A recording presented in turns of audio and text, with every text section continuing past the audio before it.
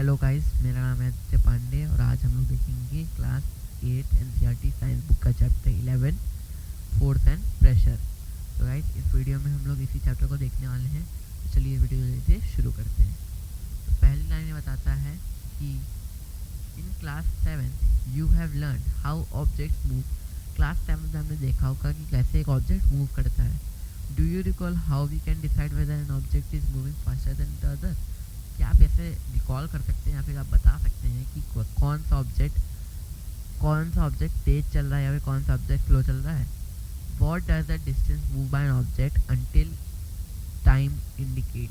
ठीक है, यानी कि टाइम की फॉर्म में आपको जब ऑब्जेक्ट की डिस्टेंस को जो ऑब्जेक्ट जितना डिस्टेंस मूव करता है उसको टाइम की फॉर्म में कैसे दे सकते हैं, आपको क्या ये पता है।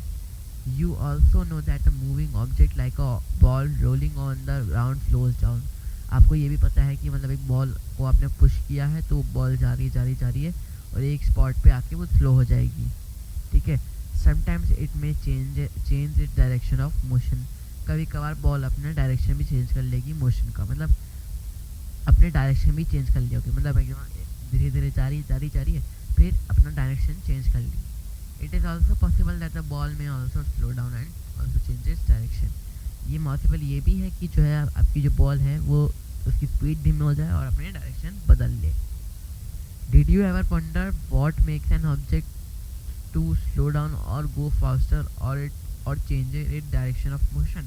क्या आपने कभी सोचा है क्या ऐसी चीज़ है जो एक ऑब्जेक्ट को धीमा करती है या फिर उसको तेज करती है या फिर उसका डायरेक्शन ही चेंज कर देती है।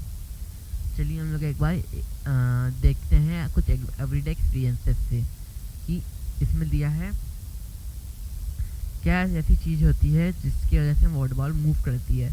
What do you do to make moving a ball faster. क्या चीज़ आप करते हैं कि बॉल तेज चलने लग जाती है। क्या चीज़ आप करते हैं, क्या चीज़ गोलकीपर करता है बॉल को स्टॉप करने के लिए। क्या चीज़ एक फील्डर करता है बॉल को, मतलब जो बैट्समैन बॉल को हिट करता है उसको स्टॉप करने के लिए फील्डर क्या करता है, ये लिखा है। How hockey player changes the direction of the moving ball with the flick of the stick. यानी कि ये देखो, ये जो हॉकी प्लेयर है वो अपनी स्टिक के फ्लिक से उससे अपना डायरेक्शन चेंज कर देता है बॉल का। In all the situation the ball is either made to move faster or slower or changes direction of motion. ठीक है, इन सब चीज़ में बताया गया है, दिखाया गया है कि जो है या तो बॉल की जो स्पीड है उसको तेज़ किया जा रहा है या तो स्लो किया जा रहा है या फिर उसका डायरेक्शन ही बदल दिया जा रहा है। We often say that the force has been applied on the ball when it is kicked. हम लोग हमेशा कहते हैं कि जो है कोई ना कोई फोर्स अप्लाई किया गया है जब वो बॉल किक की गई है या फिर पुश की गई है फिर थ्रो की गई। जब भी बॉल पुश की जाती है, ठीक है, थ्रो की जाती है या फिर फ्लिक की जाती है, तो हम लोग कहते हैं कि उस पर फोर्स अप्लाई हुआ है। ठीक है, so what is the force. अब फोर्स होता क्या है और ऐसा क्या चीज़ होती है कि बॉडी में अप्लाई होता है, मतलब हम लोग ऐसा क्या चीज़ कर सकते हैं कि वो बॉडी में भी अप्लाई हो। We shall see answer to this such question in this chapter. इन सब क्वेश्चन के आंसर इस चैप्टर में हम लोग देखेंगे। Force, a push or a pull. ठीक है, action like picking, opening, shutting, kicking, hitting, lifting, flicking, pushing, pulling are often used to describe certain task. ठीक है, ये जितने भी यहाँ पर इसने बात की है, जितने भी टास्क थे जिनके बारे में इसने यहाँ पर बात किया, वो सब ऐसे टास्क हैं जो कि हम लोग करते रहते हैं एक तरह से। तो ये सबको ही पता है कि हम लोग ये सारे टास्क करते रहते हैं। ठीक है, या फिर हम लोग दूसरे शब्दों में कहें कि ये जितने भी एक्शंस हैं वो सब अलग अलग टास्क को डिसाइड करते हैं, दिखाते हैं। जैसे पिकिंग कहाँ होता है, हम लोग किसी चीज़ को उठा रहे हो। ओपनिंग कहाँ होता है, किसी चीज़ को खोल रहे हो। शटिंग में क्या होता है, किसी चीज़ को शट कर रहे हो, बंद कर रहे हो। किकिंग क्या होता है, जैसे फुटबॉल को क्लिक करते हैं। हिटिंग मतलब बैट्समैन जब बॉल को हिट करता है उसे भी हिटिंग कहते हैं। लिफ्टिंग मतलब लिफ्ट करते हैं या किसी चीज़ को उठाते हैं। फ्लिकिंग मतलब ये जब हॉकी प्लेयर करता है। ये सारी चीज़ें बताई गई हैं। ठीक है, each of these action are usually result in some kinds of changes in the motion। ठीक है। ये जितने भी एक्शन हैं वो जो है या तो कुछ ना कुछ चेंजेस ही लाते हैं मोशन, एक ऑब्जेक्ट के मोशन में, यानी कि जो एक ऑब्जेक्ट का चलना फिरना है उसके चेंज उसमें मोशन में चेंजेस लाते हैं ऑब्जेक्ट के। Can this term be replace with one और मोर टर्म्स, क्या ये जितने भी टर्म्स हम लोग ने यहाँ पर देखे ये क्या है एक से ज़्यादा टर्म से हटाए जा सकते हैं, उनको रिप्लेस किया जा सकता है। लेट अस फाइंड आउट, चलिए देखते हैं।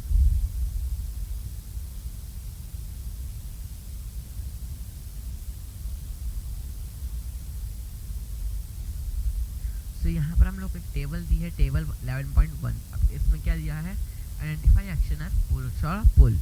ठीक है, इसमें देखते हैं activity 11.1, table is given in the some of example family situation involving the motion of object. 11.1 से एक टेबल दी गई है जिसमें कुछ एग्जांपल दिए हैं फैमिली सिचुएशंस के। ठीक है, you can add more such situations और रिप्लेस दोस गिवन हियर। ठीक है, इन सब सिचुएशंस को हम लोग रिप्लेस भी कर सकते हैं और कुछ ऐड भी कर सकते हैं। Try to identify action involved in each case, push or a pull, and record your observation. One example has been given to you. ठीक है, तो इसमें लिखा क्या है कि यहाँ पर हम लोगों को कुछ नाम दिए हैं, पुशिंग, लिफ्टिंग, पुलिंग। ठीक है, तो हम लोगों को बताना है कि ये सब ये तो पुश है, ये तो पुल है, तो इन दोनों में से क्या चीज़ है हम लोगों को वो देखना है, बताना है। तो आगे बढ़ते हैं हम लोग। अब यहाँ तो इसमें कुछ है नहीं तो उसको भर ही सकते हैं। Do you notice that each of the actions can be grouped as a push or a पुल और बोथ। क्या आपने नोटिस किया कि कोई भी एक एक्शन जो कि कोई भी एक्शन हो उसको दो चीज़ में हम लोग बांट सकते हैं, पुश और एक पुल। ठीक है, क्या पे हम लोग इससे बोल सकते हैं कि जो एक ऑब्जेक्ट का जो मूविंग है या फिर किसी ऑब्जेक्ट को मूव करना उसे पुश या पुल कह सकते हैं। यानी कि जब भी कोई एक ऑब्जेक्ट मूव करता है तो उसे हम लोग पुश या पुल कह सकते हैं। तो अगर इसको नॉर्मल वे से देखें कि इन science push or a pull on an object is called force. Force कैसे कहते हैं, push or a pull on an object is called force. ठीक है, किसी ऑब्जेक्ट पर जब पुश या फिर पुल लगता है तो उसे हम लोग फोर्स कहते हैं। Thus we can say that the motion imparted to objects was due to the action of a force। तो हम लोग कह सकते हैं कि जो मोशन है वो इम्पार्ट किया जाता है objects was due to the action of the force।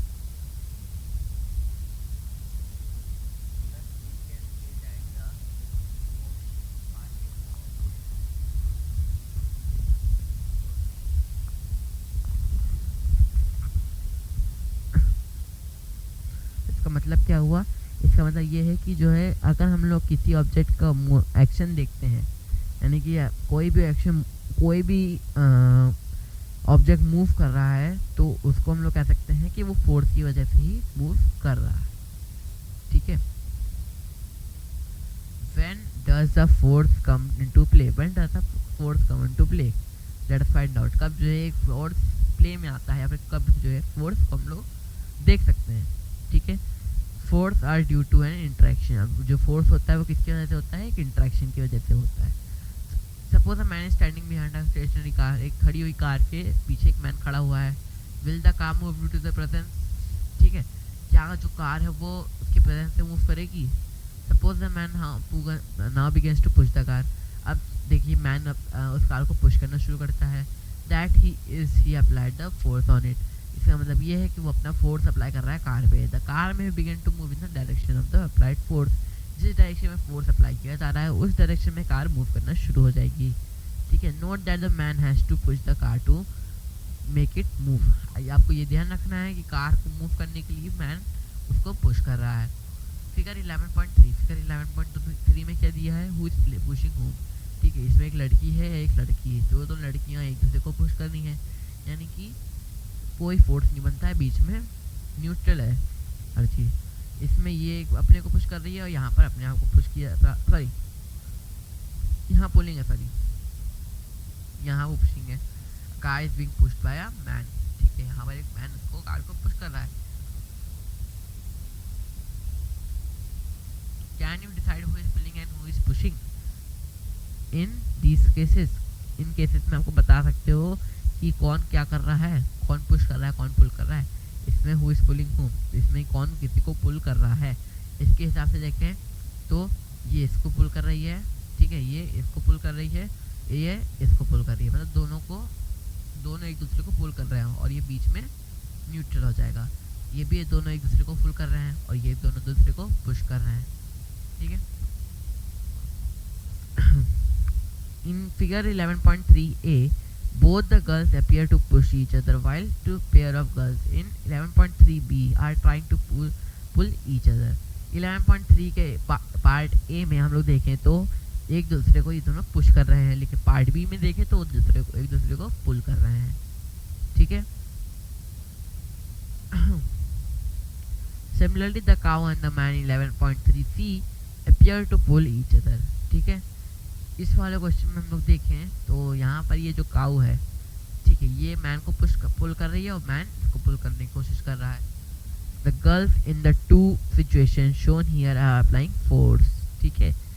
जो ये गर्ल्स हैं इन दोनों सिचुएशन में वो ये दोनों सिचुएशन में गर्ल्स अपना अपना फोर्स लगा रही हैं ऑन ईच अदर, एक दूसरे पे अपना अपना फोर्स लगाया जा रहा है इन दोनों के द्वारा। Is it also true for the man on the cow? क्या ये ट्रू है मैन और काउ के लिए? जी हाँ, ये बिल्कुल ट्रू है। For this example, we can infer that at least two objects must be interact for a force to come into a play.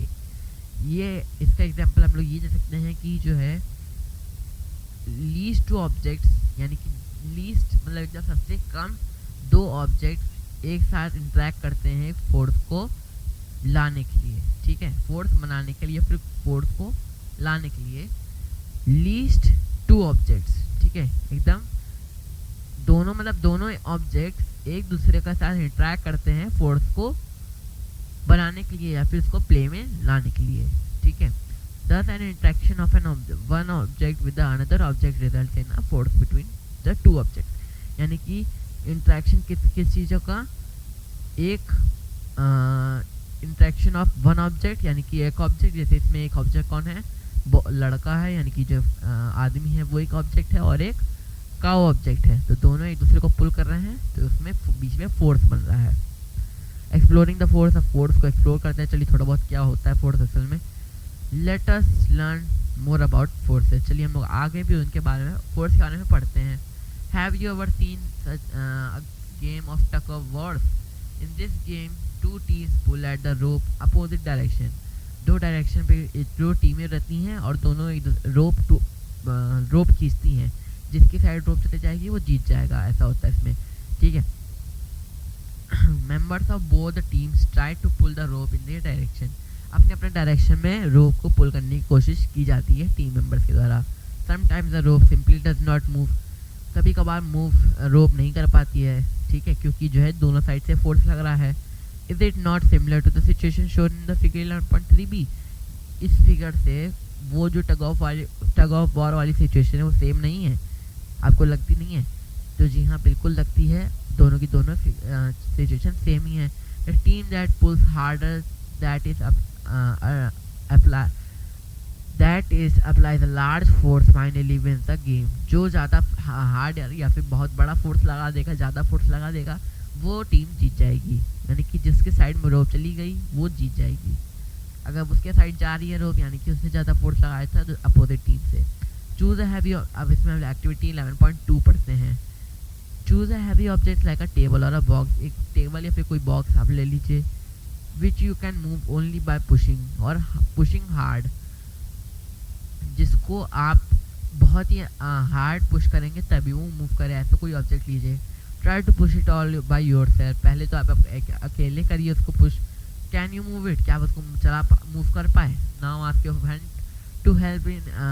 To help you in pushing it in the same direction, उसी same direction में अपने friend के साथ उसको push करिए। As it earlier to move it now, क्या आप वो जो है पहले से थोड़ा आसान हो रहा है कि मूव करना उसको? कैन यू एक्सप्लेन वाई, क्या आप इसको एक्सप्लेन कर सकते हैं?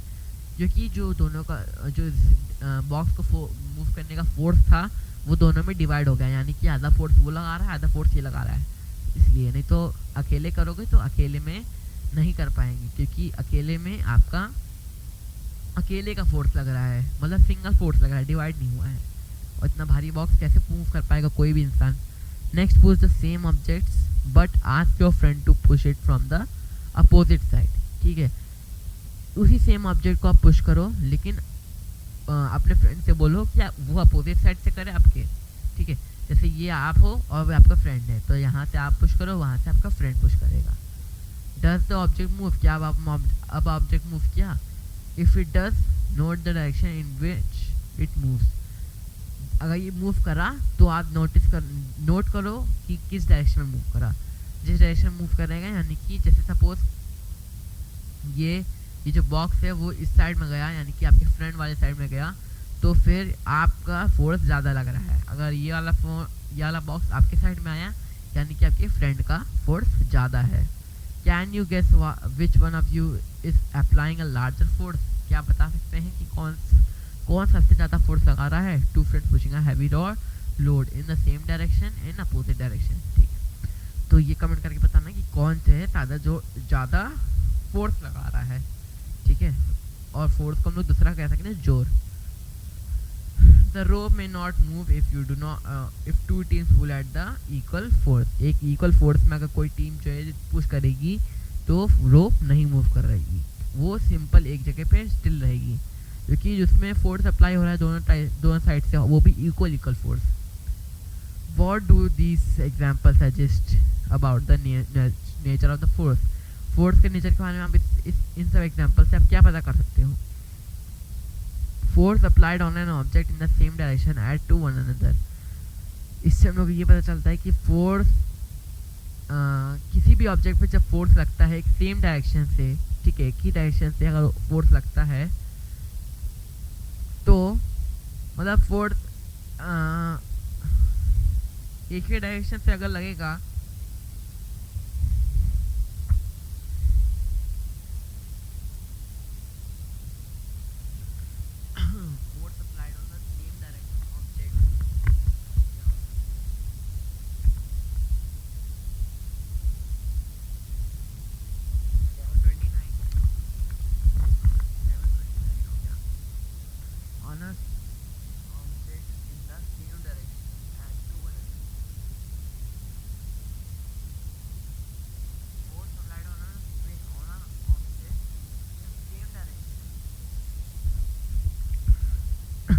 तो इसका ये मतलब हुआ ना कि जो है अगर आप किसी भी फोर्स को जब अप्लाई करते हो सिर्फ एक ही डायरेक्शन में, तो फिर क्या होता है ना, दोनों फोर्स एक साथ मिलकर उसको पुश करते हैं, ऐसा इसमें लिखा हुआ है। Now recall what happened when you and your friend push the heavy box in the same direction.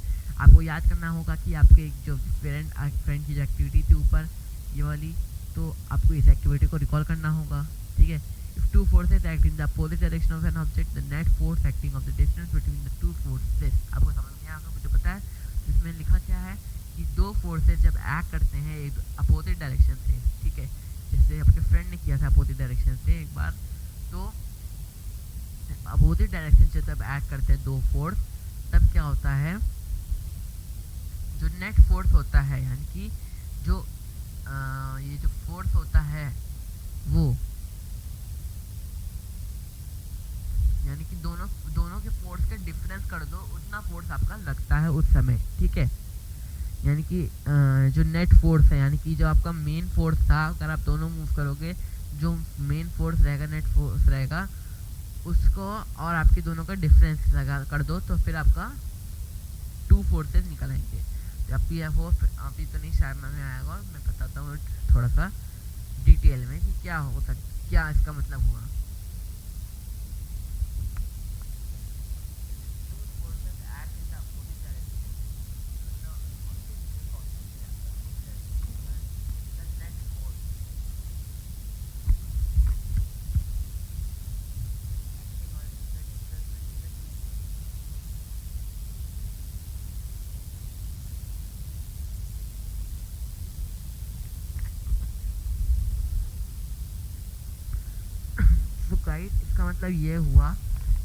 इसका मतलब ये हुआ कि अगर आप जो है इसमें अपना दोनों अपोजिट साइड से जब यहाँ डायरेक्ट हम लोग लगा रहे थे अपना फोर्स, तो जो इसका नेट फोर्स होगा वो किसके बराबर होगा? आपके दोनों के फोर्स के डिफरेंस के बराबर। अब समझ में आ गया होगा आपको। what do you observe in activity 11.2 when both you are pushing the heavy box opposite direction? ठीक है, अपोजिट डायरेक्शन से जब आप पुश कर रहे थे बॉक्स को, तब क्या ऑब्जर्व कर रहे थे? ठीक है, does it mean that the net force on an object is zero if the two forces acting on it opposite direction equal? क्या इसका मतलब यही हुआ कि जो नेट फोर्स होता है ऑब्जेक्ट में वो जीरो होगा और जो टू फोर्सेस होंगे अपोजिट डायरेक्शन से वो इक्वल होंगे? ओके, यानी कि जो नेट फोर्स हुआ, ठीक है, थोड़ी आवाज़ तेज हो गई, सॉरी तो नेट फोर्स हुआ, तो जो नेट फोर्स हुआ उसमें लिखा है कि वो ज़ीरो होगा। ठीक है, जो नेट फोर्स होगा वो ज़ीरो होगा और जो आपका जो डिफरेंस होगा वो भी इक्वल होगा, यानी कि एक तरह से जो फोर्स होगा वो इक्वल हो जाएगा, ये ज़्यादा ना कम। Recall that in a tug of war when the team were pulling equally hard, the rope does not move in any direction. इसका आंसर जिसने आखिरी में पूछा था कि किसका लार्जर फोर्स है, उसका आंसर को यहाँ मिल जाता है कि कोई भी बड़ा नहीं है। ठीक है, difference between the two force, यहाँ पर आपको उसका आंसर मिल जाता है। तो इसका आंसर है कि दोनों के दोनों इक्वल हैं, तो यानी कि जीरो फोर्स ऑफ एक्शन होगा। The strength of a force is usually expressed by its magnitude. उसके मैग्नीट्यूड से ही उसका स्ट्रेंथ का पता लगाया जा सकता है, फोर्स के स्ट्रेंथ का। ठीक है, उसके मैग्नीट्यूड से। We have also to specify the direction in which the force acts. हम लोग को ये भी स्पेसिफाई करना होता है कि कौन सा डायरेक्शन में एक फोर्स एक्ट कर रहा है। Also the direction of the magnitude of the applied force changes, its effect also changes. अगर डायरेक्शन या फिर मैग्नीट्यूड अगर फोर्स का चेंज हो जाएगा या फिर डायरेक्शन चेंज हो जाएगा फोर्स का, तो फिर जो इफेक्ट्स होंगे वो भी फोर्स के चेंज हो जाएंगे। ठीक है, अब मैग्नीट्यूड में फिर से बता देता हूँ क्या होता है। मैग्नीट्यूड एक स्ट्रेंथ होती है फोर्स की, ठीक है, जो कि एक्सप्रेस की जा सकती है मैग्नीट्यूड के फॉर्म में। तो यहाँ वही चीज़ लिखी है कि अगर डायरेक्शन या फिर मैग्नीट्यूड को हम लोग चेंज कर देंगे तो जो अप्लाइड फोर्स होगा वो चेंज हो जाएगा और उसका फोर्स का इफेक्ट भी चेंज हो जाएगा। In general more than one force it be acting on an object. ठीक है, जनरली जो फोर्स होता है उसमें एक से ज़्यादा ऑब्जेक्ट एक्ट करते हैं। ठीक है, सॉरी ये नहीं सच, मतलब मैंने गलत बता दिया। जनरली अगर हम लोग देखें तो मोर देन वन फोर्स में be acting on an object, एक ऑब्जेक्ट पे एक से ज़्यादा फोर्स एक्ट कर रहे होंगे। ठीक है, however the effect on the object is due to the net force acting on it. ठीक है, तो जो इफेक्ट होगा ऑब्जेक्ट का वो जो है नेट फोर्स की वजह से ही होगा। ठीक है, तो फिर बताया था ना कि इफेक्ट भी चेंज हो जाएगा, तो वही 25 में बताई गई है। तो यहाँ ऊपर भी शायद लिखा है कुछ, तो अभी नया है, force can change the state of motion. Chapter तो बहुत बचा है, चैप्टर बड़ा चैप्टर है थोड़ा सा। ठीक है, तो अभी थोड़ा सा टाइम तो लगेगा इसको और कुछ ज़्यादा ही पार्ट्स हो सकता है बन जाए, तो चलिए देखते हैं। Let us now find out what happened when the force acts on an object. तो चलिए इस टॉपिक को शुरू करते हैं। अब इस टॉपिक में क्या लिखा है?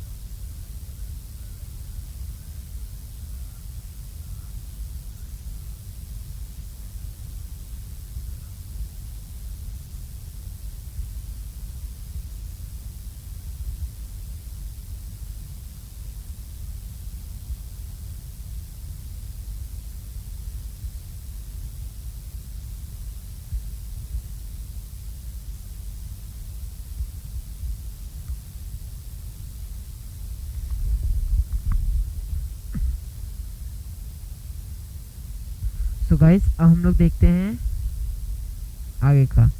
Let us now find out what happened when the force acts on an object. अब क्या होता है कि जब हम लोग एक ऑब्जेक्ट पे फोर्स लगाते हैं तो अब होता क्या है। Activity 11.3 take a rubber ball and place it on a level surface such as table top or a concrete floor. एक कॉन्क्रीट फ्लोर या फिर टेबल टॉप पे आप जो है उसको रख दो रबर बॉल को, ठीक है। आप जेंटली पुश करो एक बॉल को लेवल सरफेस पे, ठीक है, जेंटली पुश करना। Does the ball begin to move, क्या बॉल अब जो है मूव करना शुरू हो गई। Push the ball again while it's still moving, जब जो है वो मूव कर रही हो तब फिर से अब उसको हल्का सा पुश कर देना। Is there any change in the speed, क्या वो स्पीड में जरा सा भी चेंज आया अब। Does it increase or decrease, क्या वो डिक्रीज हुई या फिर इंक्रीज हुई speed. Next place your palm in the front of the moving ball, आप जो है जैसे जैसे मूविंग बॉल जो आगे बढ़ रही है उस बॉल के आगे आप अपना हाथ लगा दो। लोग पैर लगाते हैं, आप हाथ लगा दो। Remove your palm as soon as the moving remove your palm as soon as the moving ball touches it, अपना पाम जो है हटा लो जैसे ही जो है आपको बॉल छू जाए, ठीक है, जरा सा भी छू जाए। Does your palm apply a force on the ball, क्या बॉल पे कुछ फोर्स लगा आपका हाथ का। What happened to the speed of the ball now, अब बॉल की स्पीड को क्या हुआ। Does it increase or decrease, अब क्या वो इंक्रीज हुई या फिर डिक्रीज हुई। What would happen if you let your palm hold on the moving ball, अब क्या होता अगर अपना पाम आप उसी बॉल पे मूविंग बॉल पे रखते थे। You might recall similar situations, for example while taking a penalty kick in football, जब पेनाल्टी किक लेते हैं फुटबॉल में तब भी आपको कुछ ऐसी सिचुएशंस देखने को मिल जाती हैं। The player applies the force on the ball, अब एक बॉल पे अपना जो प्लेयर होता है वो अपनी उस बॉल पे फोर्स अप्लाई करता है। Before being hit the ball was at rest as so its speed was 0, जब जो बॉल हिट नहीं हुई होती है तो उसकी स्पीड 0 रहती है। The applied force makes the ball move towards the goal, जो जब फोर्स लगता है इस बॉल पे तो वो क्या होता है, बॉल गोल की तरफ जाने लग जाती है। Suppose the goalkeeper dives or jump to save the goal, अगर गोलकीपर जो है सपोज जंप करके या फिर डाइव मार के गोल को बचा ले। By his action the goalkeeper tries to apply force on the moving ball, इसका मतलब क्या हुआ कि गोलकीपर उस बॉल पे अपना फोर्स लगा रहा है उस मूविंग बॉल पे। The force applied by him can stop or deflect the ball, जो फोर्स अप्लाई होता है उस बॉल पे गोलकीपर का, वो या तो बॉल को डिफ्लेक्ट कर देगी या फिर अपने मोशन से हटा देगी या तो उसको स्टॉप कर देगी। Saving a ball goal being scored, ठीक है, अगर गोल को बचा लेंगे तो एक उनको स्कोर मिल जाएगा। If the goalkeeper succeed in stopping the ball its speed decrease to 0, अगर जो है इन सब चीज़ों में वो सक्सीड कर लेता है, सक्सेस पा लेता है, तो जो स्पीड होगी वो बॉल की वो 0 हो जाएगी, ठीक है। These observation such as that force applied on an object may change speed, ये ऑब्जर्वेशन जो आपको देखने को मिली है अभी वो ये सजेस्ट करती हैं कि जो फोर्स अप्लाई होता है एक ऑब्जेक्ट पे वो चेंज कर सकता है अपनी स्पीड, ठीक है। मतलब अपनी जो अगर हम किसी भी ऑब्जेक्ट पे अपना फोर्स लगाएं तो अपनी स्पीड भी चेंज कर सकता है। If the force applied on the object is in the direction of its motion the speed of the object increases, अगर वो जैसे बॉल जा रही एक ही डायरेक्शन, मतलब जैसे लेफ्ट साइड में आपकी बॉल जा रही है और आपने लेफ्ट साइड में बॉल को मार दिया तो उसकी स्पीड इंक्रीज हो जाएगी। If the force is applied if the direction opposite side, ठीक है, अगर जो है बॉल लेफ्ट साइड जा रही है और आपने राइट साइड से मार दिया हाथ अपना या फिर किक मार दी तो जो डायरेक्शन होता है मोशन का वो डिक्रीज हो जाएगा, ठीक है।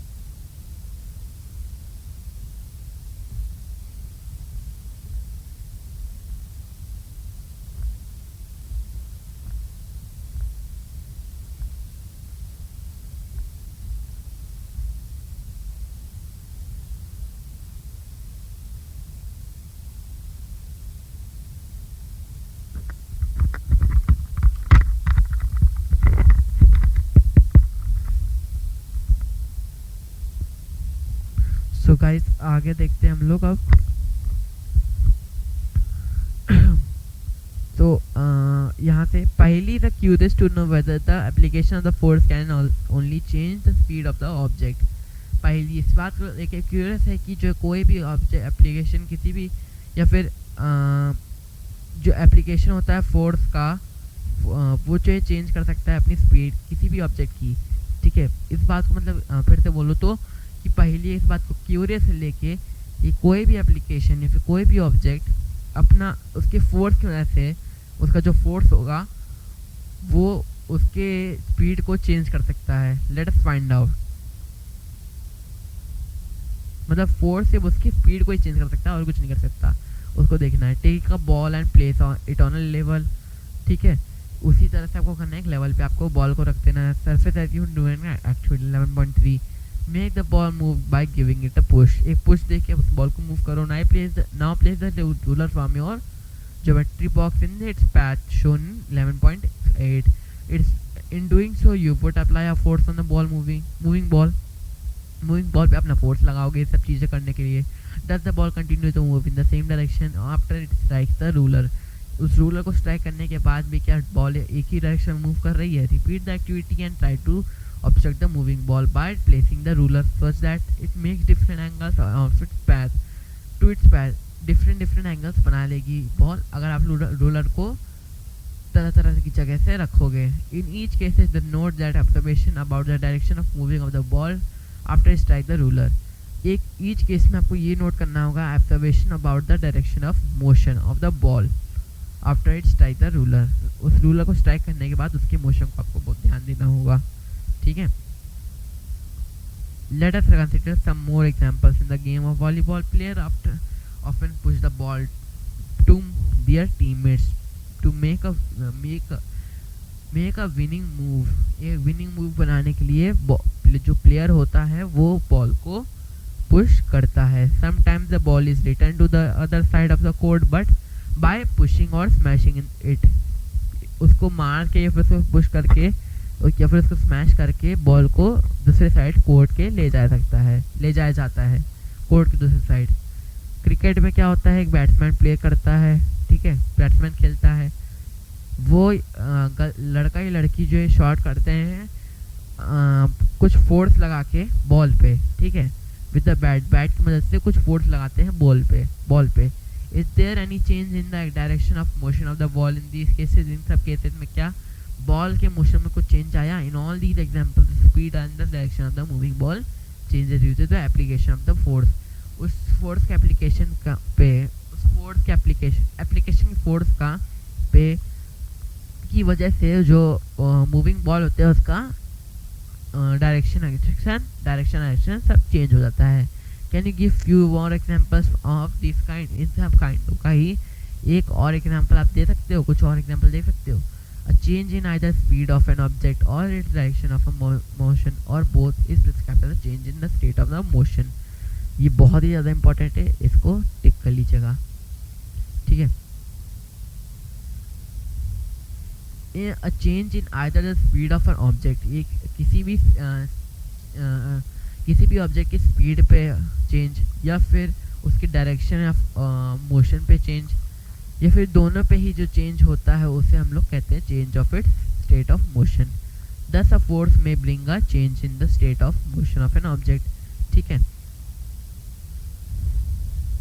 Does it mean that the application of the force would always result in change in the state of motion of an object.